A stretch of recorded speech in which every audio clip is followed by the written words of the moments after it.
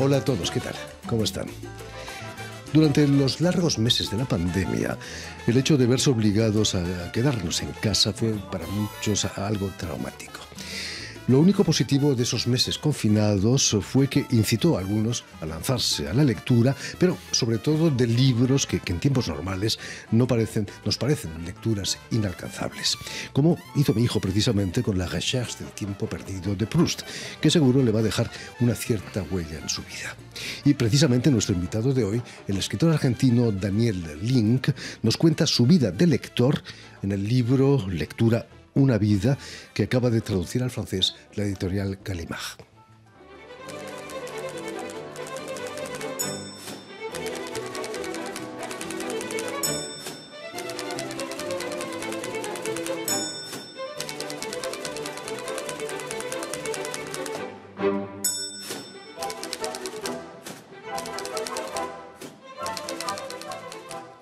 Y precisamente para hablarnos de este libro y de su vida de lector impenitente y también de escritor, Daniel Link ha sido tan amable de venir hasta nuestros estudios. Muy buenas tardes, Daniel. Muchas gracias por la invitación. Buenas tardes también para ti, Jordi. Es un privilegio tenerte aquí con nosotros para que nos hables de tus lecturas. Permíteme que explique a nuestros oyentes que has nacido en la ciudad argentina de Córdoba en 1959, si mis fuentes son exactas. ¿Son exactas mis fuentes? Sí, hasta ahora sí.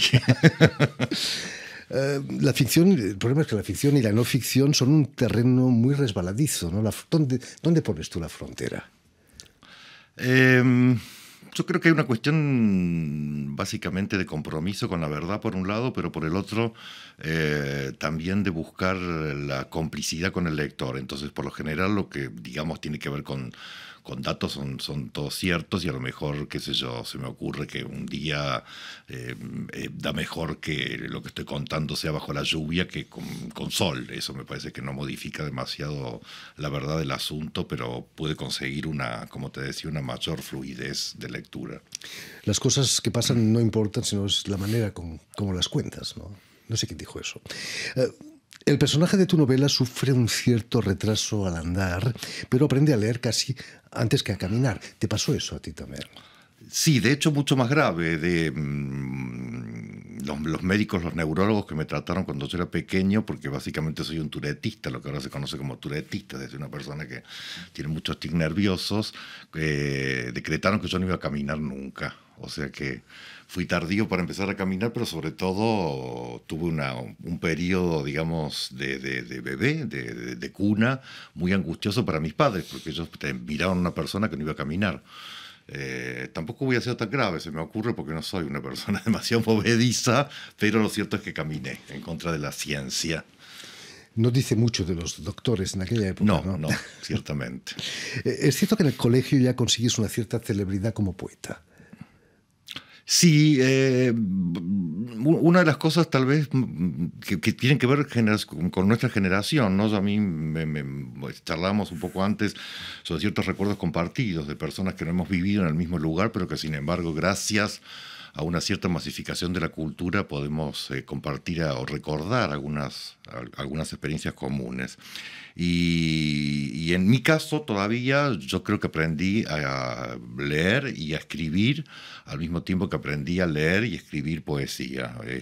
Yo fui un niño poeta, con todo lo de jactancia que eso puede tener, pero además con todo lo de vergüenza que podía provocarme cuando yo era un niño. Y lo cierto es que efectivamente me estimulaban tanto en mi familia como en la escuela para que yo escribiera literariamente, al punto que, bueno, cuento en mi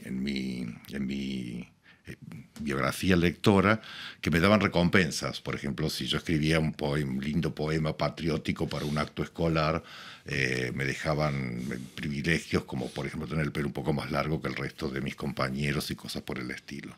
Te profesionalizas muy pronto, ¿eh? Muy pronto, sí. Después perdí esa capacidad de obtener ganancias con la escritura, pero bueno.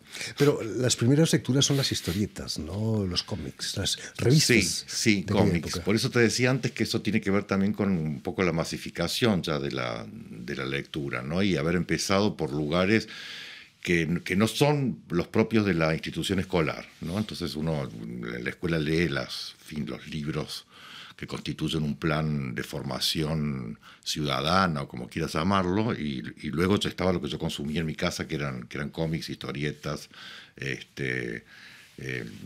digamos, narrativa gráfica, lo que se conoce como narrativa gráfica, bande cine, dicen. Que coleccionabas como verdaderos tesoros, ¿no? Sí, yo los coleccionaba, no sé muy bien por qué, pero me parece que hay algo interesante también para ver, que es el fetichismo del lector, ¿no? Todos los lectores tienen su biblioteca. Uno diría que es como... digo, si vos pensaras que hay fetichistas no sé, de la ropa interior sucia, no está tan bien visto socialmente, pero el fetichista de los libros, sin embargo, es una persona respetable, noble y que guarda libros compulsivamente, ¿no? O sea, todos tenemos bibliotecas y en algún punto esas bibliotecas son, bueno, bibliotecas que contienen libros que queremos, que hemos leído con gran placer, que han significado algo para nosotros, pero que a lo mejor no volvemos a abrir nunca más en la vida, con lo cual es un bien inútil a futuro, ¿no? Pero entonces hay ahí como una cosa rara, y yo tuve eso también como señalas, con las revistas, con las historietas que yo juntaba, hasta que en algún momento vino una abuela severa y dijo: esto junta rata, junta mugre, junta tierra, hay que vender todo esto. Y así fue que me deshice de esa primera biblioteca mía de historietas y narrativa gráfica. Bien inútil y a veces amenazante, ¿no? La idea de que nuestras vidas no van a dar para leer todo lo que tú tienes en tu casa es angustiante a veces. Sí, pero al mismo tiempo, quiero decir, ¿por qué insistimos en diseñar nuestros espacios de trabajo con esos libros que, insisto, son importantes porque nos han dado cosas que nos constituyen hoy como personas, en fin, como profesores o como escritores o lo que fuere, sabiendo que en muchos casos, bueno, yo no voy a volver a leer ese libro porque ha cambiado mi perspectiva, mi punto de vista, o sencillamente prefiero leer otra cosa que me llama un poco más la atención. Sin embargo, atesoramos eso. Quiero decir, necesitamos eso como una ecología, como un lugar en el cual sentirnos seguros, me parece, ¿no? Y eso es un poco conmovedor, pero sobre todo para personas de mi generación que todavía tenemos esa relación con los libros, ¿no? Por supuesto. Cuentas que en tu libro que el libro que te marcó de niño fue Le Petit Prince, El Principito, Saint-Exupéry, que es un falso libro para niños, ¿no?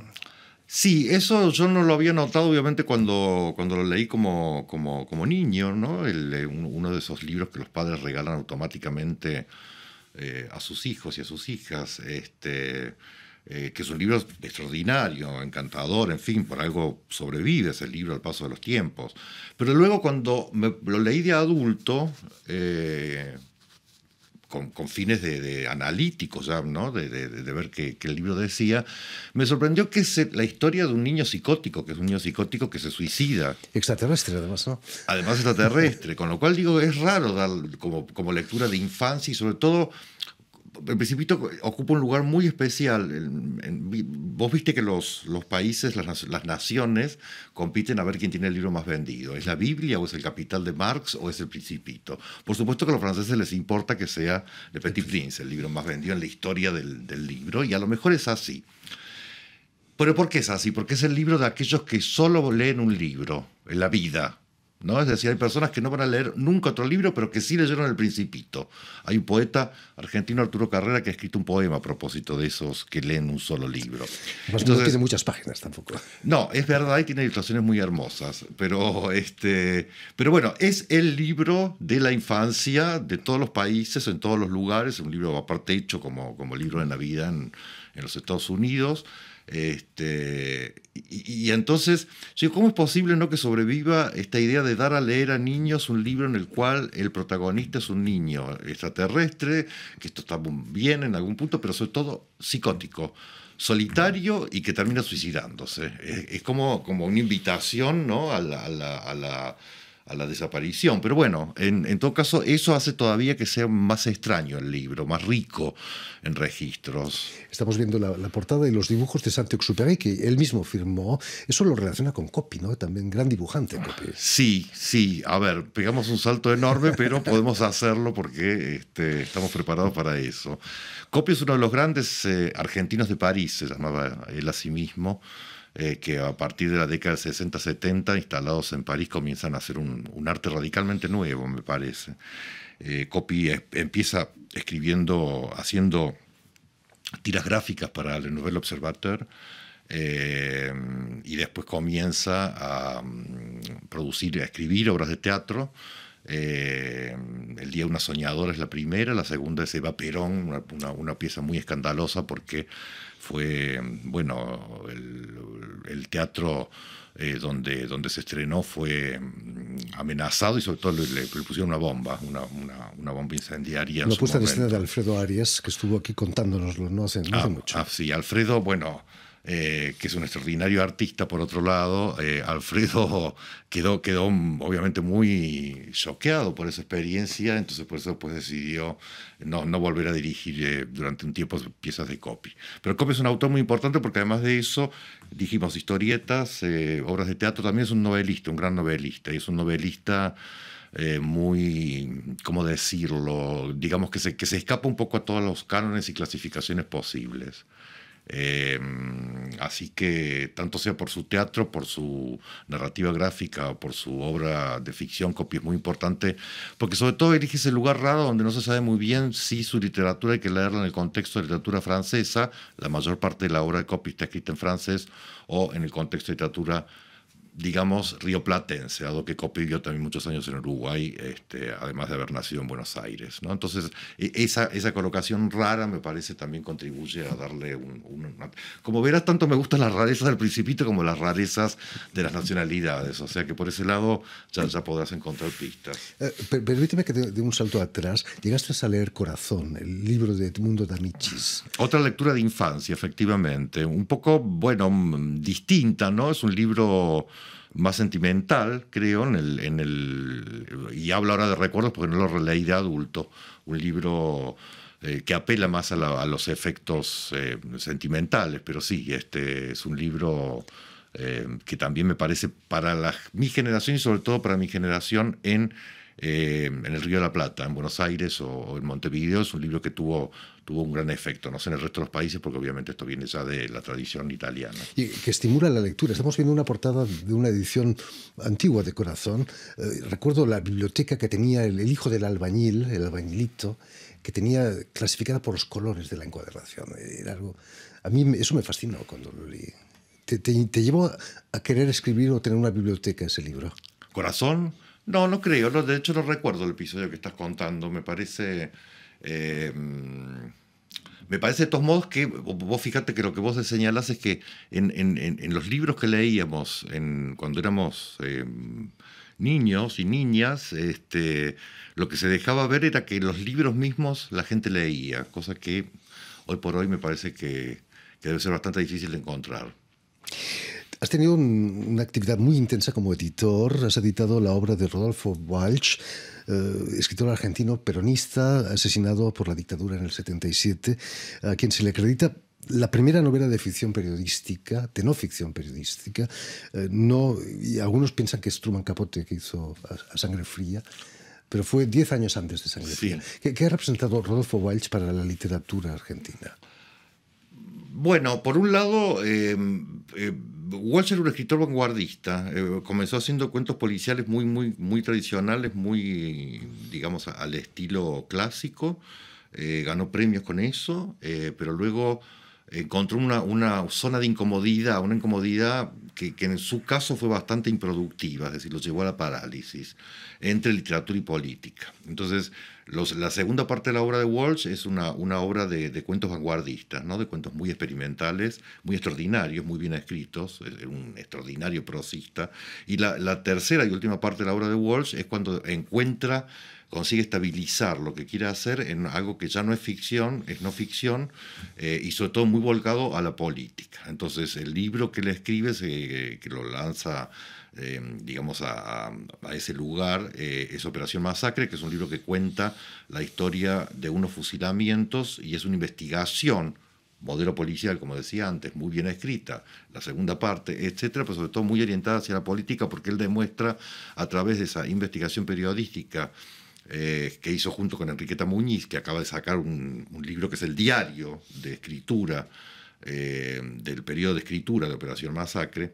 Es un libro que básicamente demuestra que esos fusilamientos en el 56 que se produjeron en José Lon Suárez, un lugar de la periferia de la ciudad de Buenos Aires, fueron ilegales, ¿no? Fueron realizados fuera del estado de sitio que se decretó posteriormente. Con lo cual, digamos, Walsh ha quedado como fijado en el lugar del gran productor de, digamos, libros de denuncia de operaciones estatales ilegítimas. Pero me parece que no hay que olvidar que fue también todo lo otro, ¿no? Que los otros géneros que ensayó, el género policial, la ficción experimental, etcétera, alimentan su escritura y por lo tanto determinan su grandeza. Porque si Rodolfo Walsh no hubiera escrito tan bien como escribía, Operación Masacre no sería un libro importante. Que de todos modos, retomando la pregunta directamente, lo que hace es recuperar la gran tradición de crónicas coloniales americanas, ¿no? Inclusive no, del periodo colonial, porque digamos, una de las cosas que la gente a veces no recuerda es que la ficción estaba prohibida, no podía circular en América Latina por mandato real, por decreto real. Solamente podían circular obras educativas, digamos, religiosas desde ya, etcétera. De modo que la gran tradición literaria latinoamericana comenzó funcionando en lo cual la narración se refiere, sobre todo a través de crónicas. Entonces las crónicas de Walsh de algún modo recuperan esa dimensión. Esta es una novela de ficción periodística, de no ficción periodística. Tu novela Lectura, una vida, la podemos considerar como una no ficción literaria, por ejemplo. Sí, a mí me gusta trabajar y de hecho todos los libros que he escrito juegan mucho con esa ambivalencia sobre todo del formato ficción no ficción, pero también ensayo, narración, ¿no? Tanto los libros más propiamente de crítica que he escrito o los libros directamente ficcionales oscilan entre una cosa y la otra. Y me gusta ese entrelugar, ¿no? Ese entrelugar que al mismo tiempo me condena, ¿no? Porque quiero decir, la gente por lo general lo que quiere son, yo quiero categoría, clase. ¿Qué es esto? ¿Una novela de terror? ¿Esto es un cuento policial? ¿Esto es una novela de aventuras? Y la verdad es que como yo no trabajo en ese punto, la gente a lo mejor no lee tanto mis libros, que si yo les pusiera una categoría clara. Pero bueno, qué sé yo, tampoco uno está acá para satisfacer necesariamente los deseos de las masas. Estamos viendo la portada de la edición francesa que ha editado Gallimard. El título en francés, Autobiografía de un lector argentino, es más claro, es tu autobiografía, no hay sí, es un título para mí raro, porque, como te decía antes, manda el libro a un lugar determinado, que es el género autobiografía. Y a lo mejor así está bien que así se lea, ¿no? Yo creo que cuando uno da su libro para que lo lean, importa mucho lo que la gente recibe, que vos te hayas fijado, por ejemplo, en Corazón, o que los editores franceses en Gallimard hayan subrayado el carácter de autobiografía.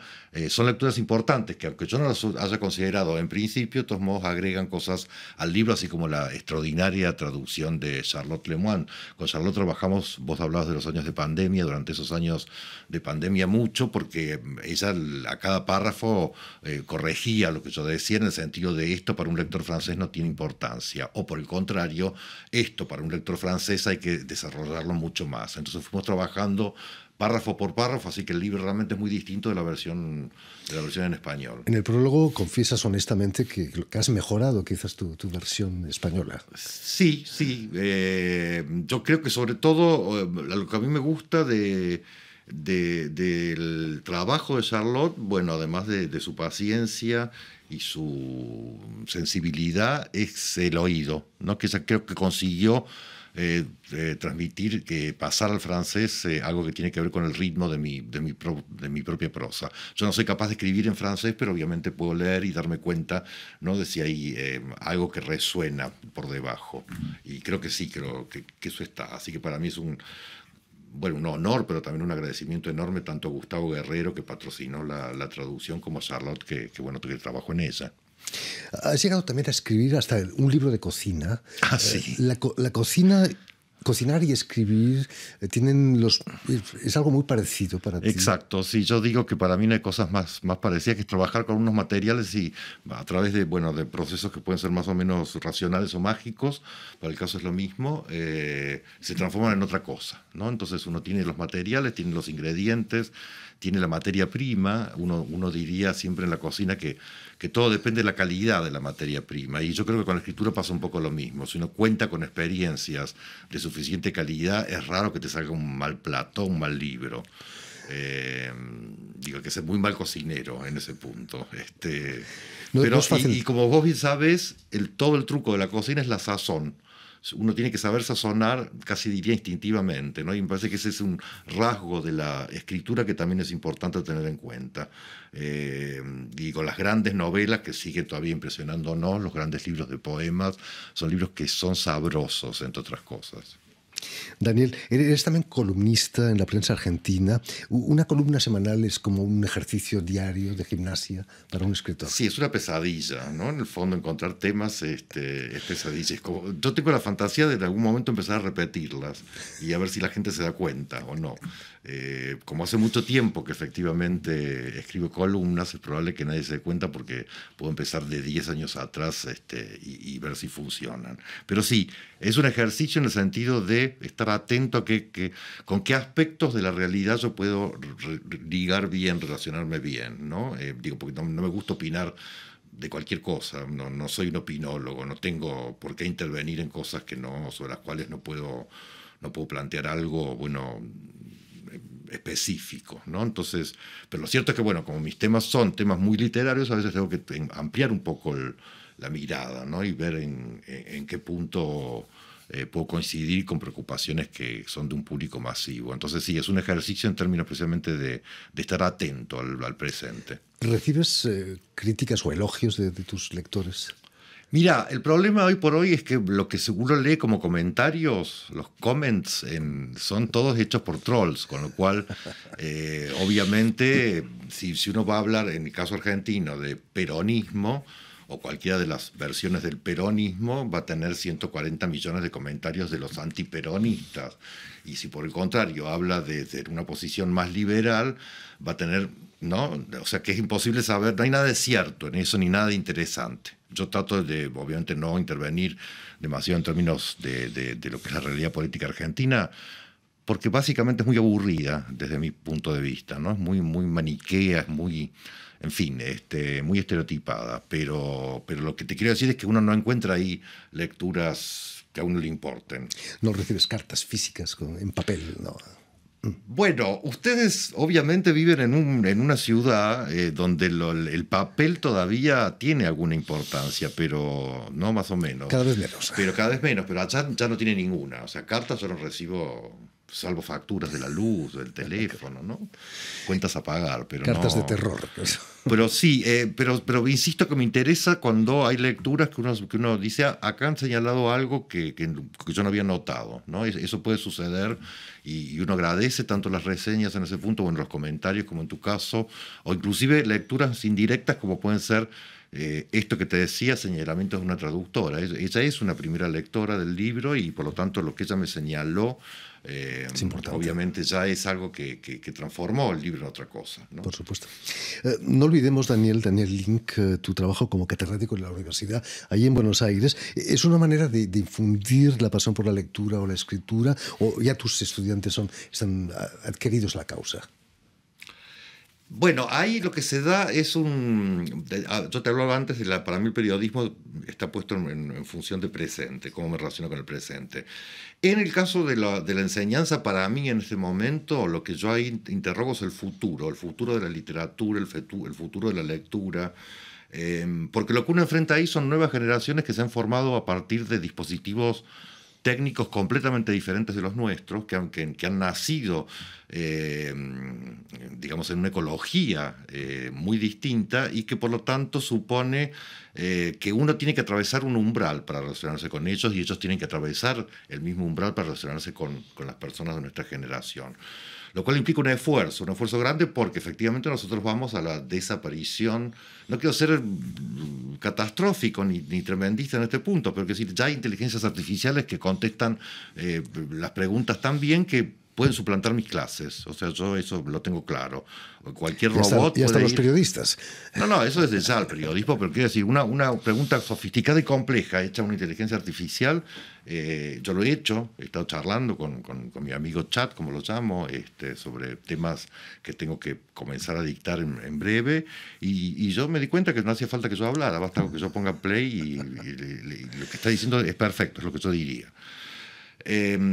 Y esto va a crear problemas en términos, por ejemplo, de la evaluación. Lo sabes, ya en todas las universidades y en todos los colegios ya se están planteando cómo modificar los patrones de evaluación para que quienes tienen que ser evaluados no entreguen respuestas automáticas de las inteligencias artificiales. Bien, lo que quiero decir es que ahí lo que se juega es el futuro de las humanidades, si querés, el futuro de la cultura libresca, el futuro de la lectura, ¿no? Entonces uno ahí lo que tiene que ver es cómo se puede establecer un vínculo. Insisto, porque no me interesa decir, sostener una posición apocalíptica diciendo, bueno, esto ya se acabó.